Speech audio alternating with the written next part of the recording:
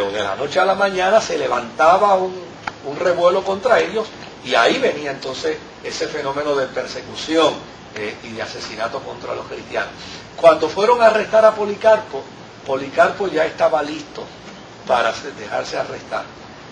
De hecho, entre las cosas que le dijeron fue que lo iban a sacar, y él dijo que no. De hecho, oró cuando estaban llegando aquella gran turba para matarlo, y dijo a Dios de la manera siguiente: permitidme convertirme hoy ante tu presencia en pan de olor fragante. Qué vida cristiana, ¿verdad? La esta que era obispo de Esmirna, era el obispo de Esmirna en ese periodo. Y desde luego atendió a la gente, le dio comida a la gente, no aceptó huir, y muchos de los que allí estaban trataron de persuadirle para que no muriera. Entre las cosas que le dijeron fue: Policarpo, lo único que tienes que hacer es decir que el emperador es Dios.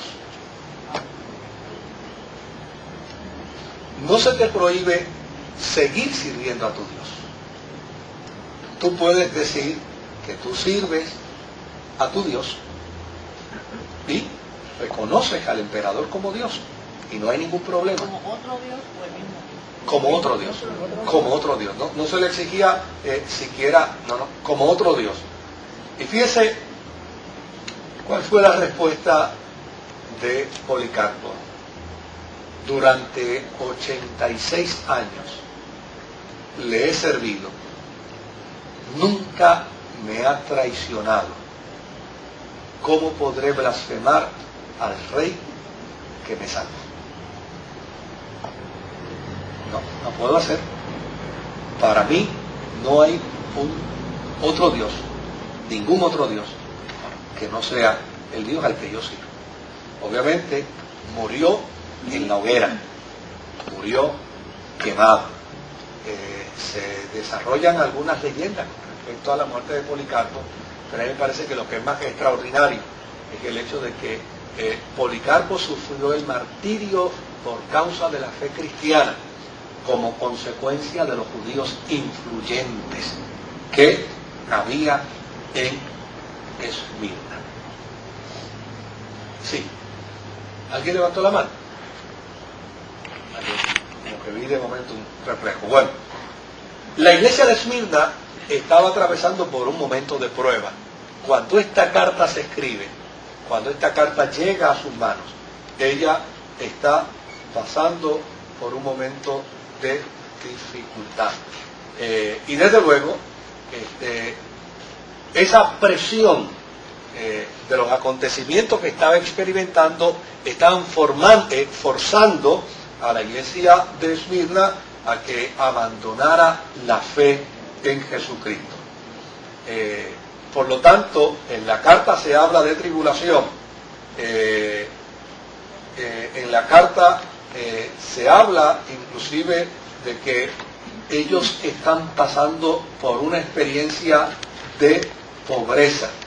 De hecho, la palabra griega que se utiliza por pobreza es stoigia, que es la pobreza paupérrima, es la pobreza donde no se tiene absolutamente nada, porque obviamente entre nosotros la pobreza se da a nivel de los que ganan de una porción hacia abajo, por escala, pero aquí la pobreza no se mide así, es aquel que no tiene absolutamente nada.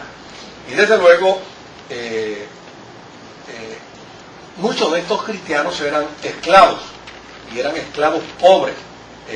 Muchas veces inclusive como consecuencia de ser cristianos se les quitaba lo que tenían, y era un proceso bien abusivo. O sea, es algo que a veces cuando uno lee la historia de Laturet, de Walker, de Justo González, uno se sorprende los atropellos que se hacían Era suficiente con que alguien le debiera algo a un cristiano como para ir y decir: este hombre está en violación a la ley y hay que acabar con él. Y obviamente esa persona lo hacía con la intención de no pagar, pero ese cristiano moría y era destruida su familia, en ocasiones se le quitaban sus propiedades. O sea, servir al Señor en aquel tiempo, como dice el jíbaro nuestro, no era cara de coco. O sea, era una experiencia sumamente difícil. De hecho, entre las cosas que se le dice a esta iglesia es que está pasando por tribulación, está pasando por pobreza y también va a vivir la experiencia de la cárcel. Es decir, muchos de los creyentes que están en Esmirna van a ser apresados. Claro, la palabra profética que se le da a esta iglesia es que su encarcelamiento no va a ser prolongado. El término que se usa es por 10 días. Lo que quiere decir es que no va a ser un encarcelamiento prolongado. Serán encarcelados por ese poco de días y desde luego la razón de ese encarcelamiento vendría precisamente como resultado de los gobernantes que venían y unos apretaban tornillos. En ocasiones se lanzaban cortinas de humo. ¿Sabe que los gobiernos utilizan ciertas cortinas de humo para que muchas cosas que son relevantes a la opinión pública se desaparezcan y se desvía la atención? Hubo un tiempo que en Puerto Rico aparecían tantos platillos voladores, qué cosa interesante, que aparecían cuando estaban discutiendo issues cuya atención era necesaria desviar. Entonces aparecían platillos voladores y aparecían hasta marcianos por las casas. Era la forma, ¿no?, como se manipula la noticia para desviar la atención.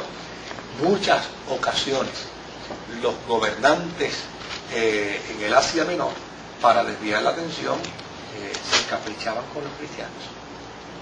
O sea, estamos persiguiendo a los cristianos porque se han convertido en terroristas, porque están obstaculizando la labor del imperio, porque se están oponiendo a la función del emperador, y se levantaba toda una algarabía en contra de los cristianos, y los cristianos no sabían ni por qué los estaban matando.